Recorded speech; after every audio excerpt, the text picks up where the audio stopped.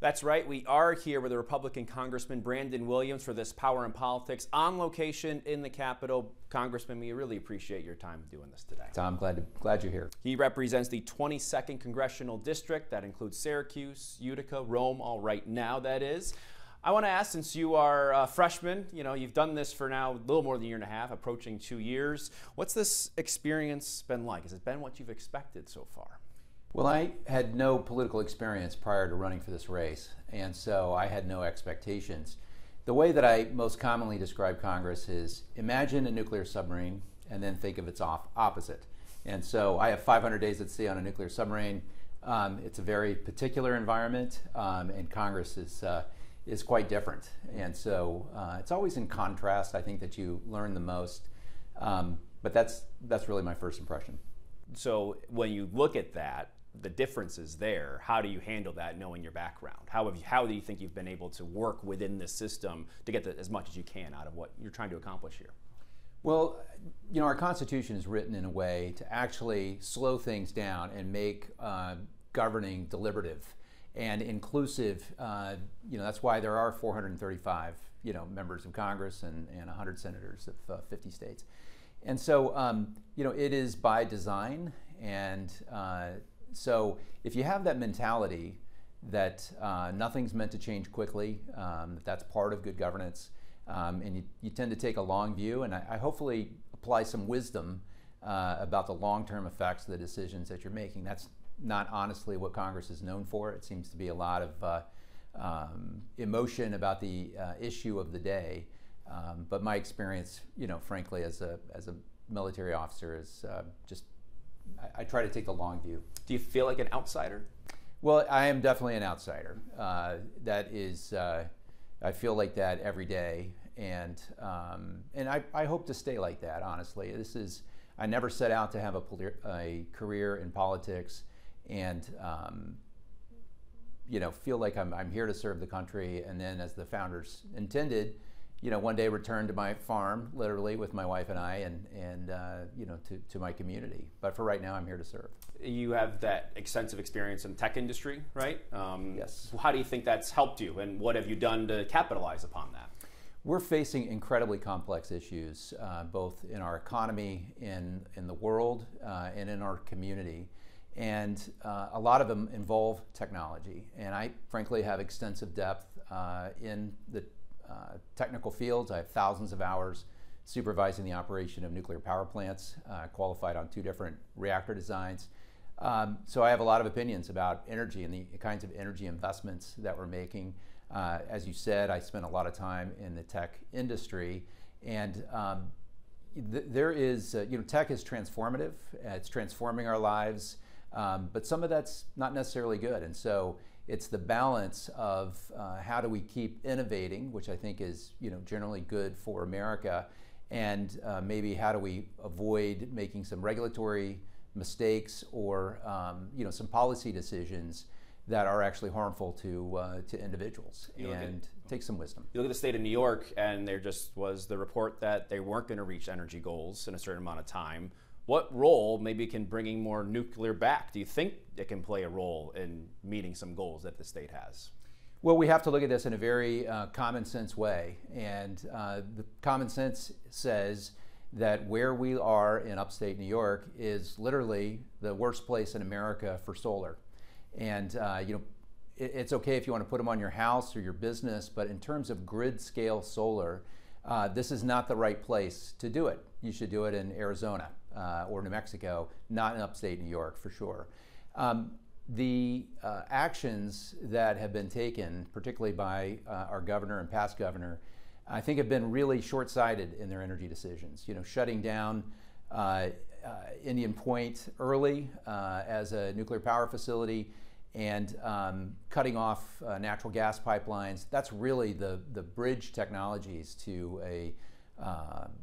to an affordable, reliable, resilient, and responsible energy power production. And so we need more nuclear, we need more natural gas, And I'm a strong advocate for those things. When you look at some of the initiatives that the state has gone through in terms of Micron, they're going to need power for that. That's right. What, I mean, not necessarily when it comes to power, but where are you and what is your role in facilitating Micron in Central New York right now?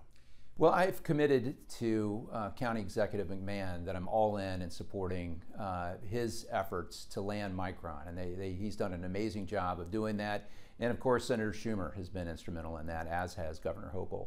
So I'm on the team to make this as successful as possible. I meet regularly with the Army Corps of Engineers that are responsible for the permitting, because that is the next step, the most important step, that we start construction, that this investment starts to take shape. But then there's all kinds of infrastructure issues around our entire region that are critical that we tackle. We don't want all of that development just in northern Onondaga County. That is not sustainable. And so making sure that we're getting infrastructure built, if it's water or sewer, in and around like southern Onondaga County and elsewhere, so that we can grow more holistically as a community. And then, of course, the very important work supporting I-81. The timing of these two things is absolutely perfect. That I-81 is taking shape. They're moving a lot of dirt. I regularly meet with the New York State Department of Transportation and their engineers, and looking for opportunities to help. One of them is trying to run interference, for example, with some of the railroad executives, that the I-481 bridge on the east side there has to go over their rail yards, and we need them as partners. And so I frankly have gone way out of my way to make sure that that we are communicating with them and enlisting their support to keep us on track. You mentioned the infrastructure in Onondaga County. Interesting, Syracuse.com wrote a story this morning. I saw it. About the $1 billion that would be needed by the county to treat the wastewater that comes from Micron.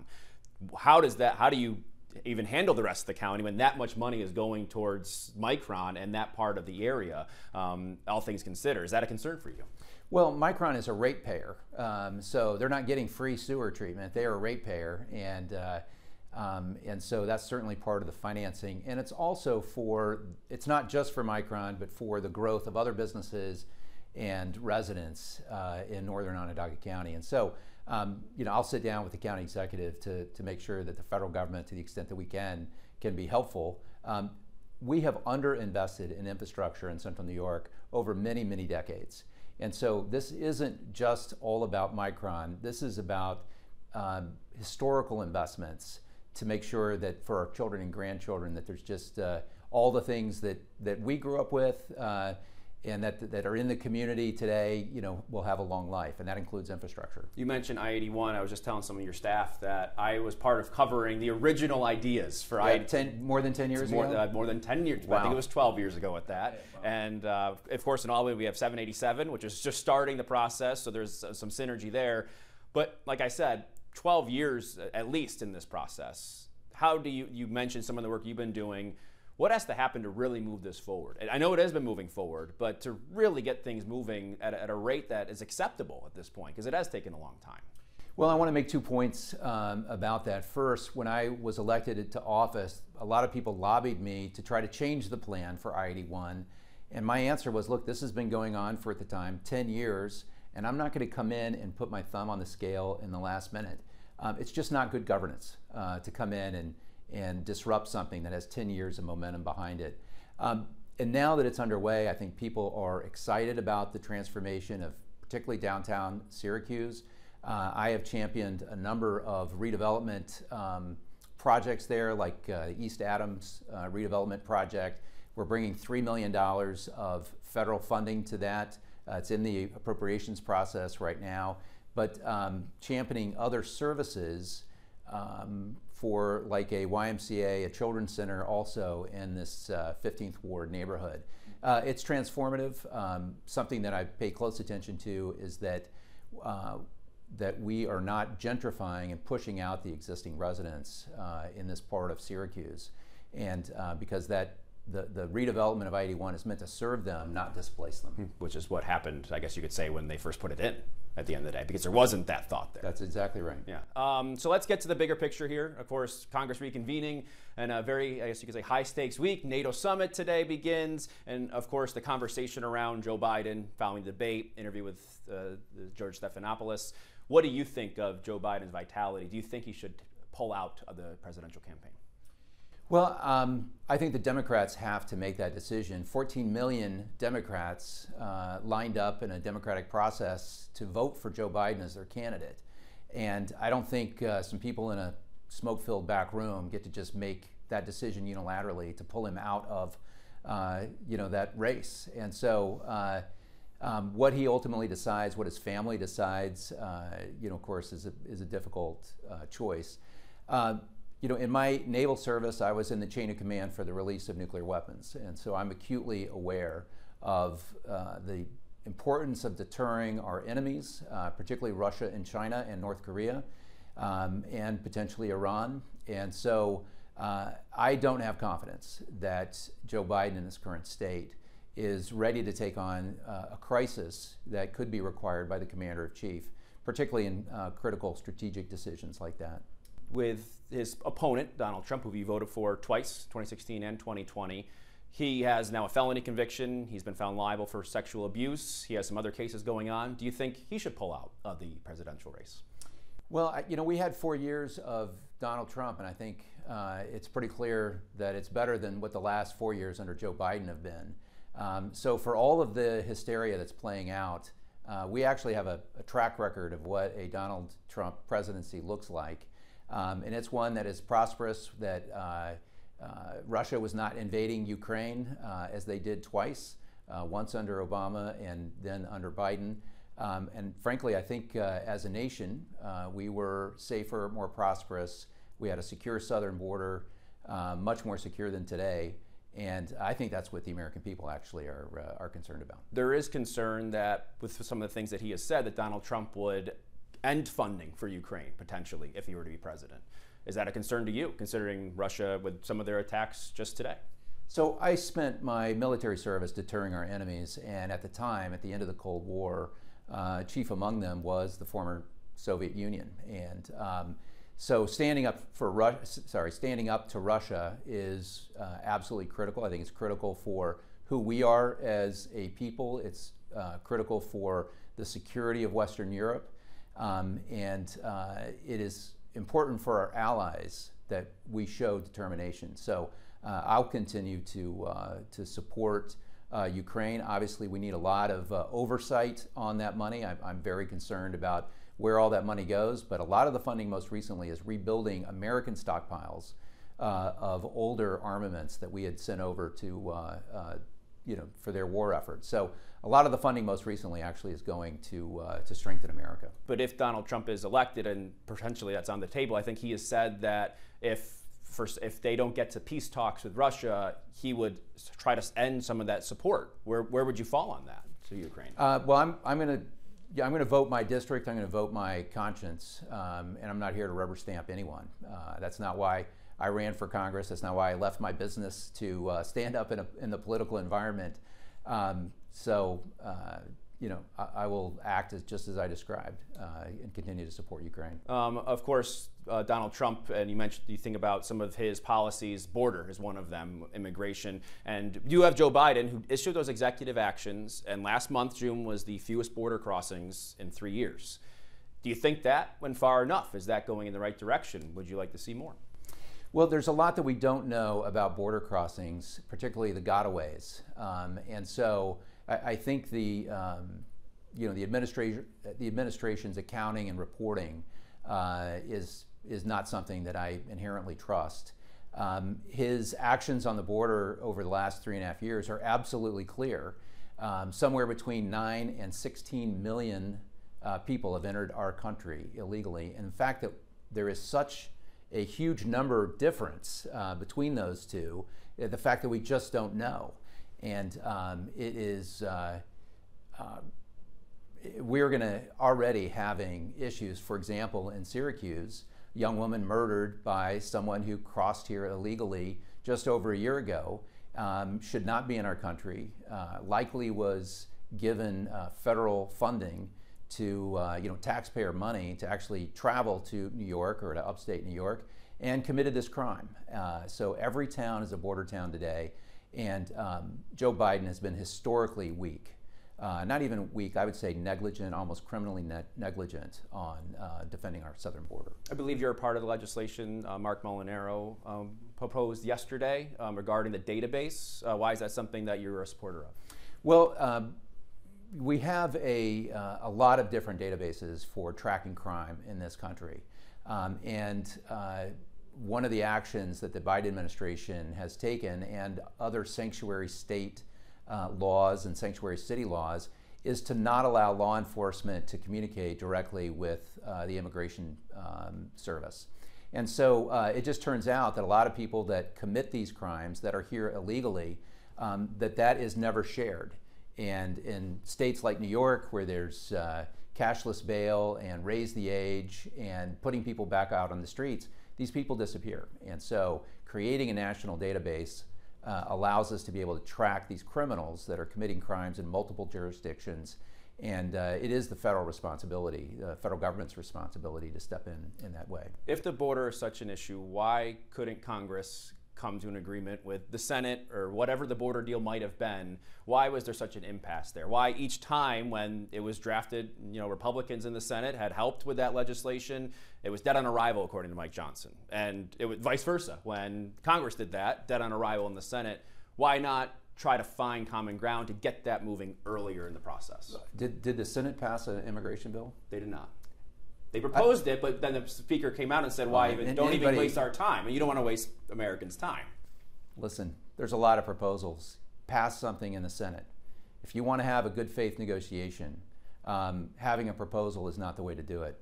Get down and do the hard work of a bipartisan agreement, if that's what you're really committed to. The House, more than a year ago, almost a year and a half ago, passed H.R. 2 that provided for a secure border. And we would have been far better off as a nation had we passed that. That has sat on Chuck Schumer's desk. He has not done anything with it. It's not been debated on the Senate floor, and no good faith negotiations were ever started on a bill passed through the House of Representatives. So what's the difference, though, between that and what they were going to propose? They seemed like they were two different sides of the same coin. No, there's a huge difference between passing a bill and not passing a bill. That's the difference between the House and the Senate. Chuck Schumer doesn't even have enough votes in his own caucus to have supported that proposal, and that's why it died. And I spent some time with the author of that bill, James Lankford, senator from Oklahoma, and spoke about it at length with him. And honestly, it was more of an immigration bill than it was a border security bill. And I think what America wants is a secure southern border. I do believe there was a study done that said how much money this influx would contribute to the economy. Where do you stand on the trillion? I think it was $7 trillion. It was a congressional study that said trillions of dollars in the economy. Listen, we are more than just an economy. We are communities, we are families, we are neighborhoods. And these are affected by historic levels of fentanyl in our community. There are people that are here illegally and committing crimes. It has cost, I think New York State has allocated $10 billion to house migrants and provide for them out of taxpayer funds. Keep in mind that in just 7 or 8 years ago, Congress wouldn't pass $5 billion to Donald Trump to build a wall at the southern border, and now we're giving away $10 billion to illegal migrants that are just here in New York State. That doesn't make any sense, and the American people know this doesn't make any sense. So it's really getting back to common sense policies. I'm not sure if I addressed your question directly. No, I'm happy to take it up. I think we did. We covered that pretty extensively. Now, you've decided to make Central New York your home.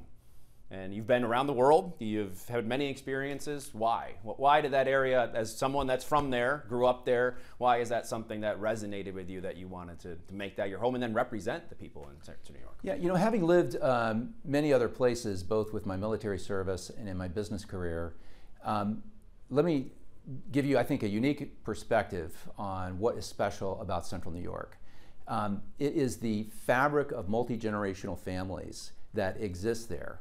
And it is a fabric that doesn't exist in many other places in America. Places that have had tremendous growth, which we have not, have seen generations priced out of the neighborhood. A lot of people move in and people get displaced and it breaks those ties. That's not happened in central New York. Now, we haven't collapsed either. We're not Detroit. And so this network of families really makes it different. We moved there to be close to my wife's family that had settled there, that had married somebody there, and that's what originally drew us here to raise our kids and start a farm and ultimately run for Congress, although we never anticipated that. What do you think is possible for a place like Sarah? You have Micron coming in. Absolutely. You know, how something like that moving forward, what can that do to the rest of the region? You know, manufacturing is our past, it's our present, and our future. What the people of Central New York want is good jobs. And you know, jobs that their children can stay and work at, and careers that they can stay and work at. One of my favorite stories is I was talking with a woman that represented a laser company. This is several years ago, probably 10 years ago. And she said, oh, I'm a PhD in PhD in electrical engineering. I grew up in Auburn, New York. I wish I could move back there and raise my kids, but there were no jobs. Well, that's about to change. For people that have got educated here or moved away for education, they took their careers and their skills elsewhere because we've had, you know, frankly, the collapse of jobs in Central New York over, you know, 60 years. That's reversing. And if anything, we're going to have a worker shortage here. We need people to move back, and you know, kids that are graduating from college, we want them to stay here. And I think that's going to happen. Great. Congressman Williams, thank you so much for joining us. Yeah, thanks, Tom.